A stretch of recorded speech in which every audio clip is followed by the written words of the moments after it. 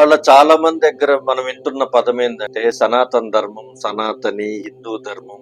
నిజంగా హిందూ ధర్మంలో అంత విశిష్టత ఉందా? అంత ఇంపార్టెన్స్ ఉందా? హిందూ మతాన్ని ఎందుకు హిందూ మతం అని అనకూడదు? అది హిందూ ధర్మం, సనాతన హిందూ ధర్మం. సనాతన అంటే చాలా పాతది, తరతరాల నుంచి వస్తుంది. సనాతన ధర్మం ఈజ్ నాట్ ఏ నార్మల్ ధర్మం. ఎందుకంటే ఇది చాలా డెప్త్, చాలా సైంటిఫిక్, అబ్సల్యూట్ సైన్స్. అది చాలా మందికి అర్థం కాక దానికి ఎవరు పడితే వాళ్ళు ఏ రకరకాలుగా వాడుతున్నారు. యాక్చువల్ గా మన సైంటిస్ట్ అని ఋషులు అని వాడతారు. సో పేరు మారితే ఊరు మారుద్దా, ఊరు మారితే పేరు మారుద్దా? సో మంచినీళ్ళన్నా, వాటర్ అన్నా, ఏదైనా అదే. సైన్స్ అన్నా, శాస్త్రం అన్నా పదాలు మారుతాయి గాని అర్థాలు మారు. అలానే సనాతన ధర్మం గురించి మీకు రకరకాల దాంట్లో ఉన్న ఇంగ్రీడియంట్స్ గురించి, నక్షత్రాలు ఏంది, నక్షత్రాలు మన మీద ఎలా పనిచేస్తాయి, గ్రహాలు ఏంది, జాతకాలు ఎలా పనిచేస్తాయి,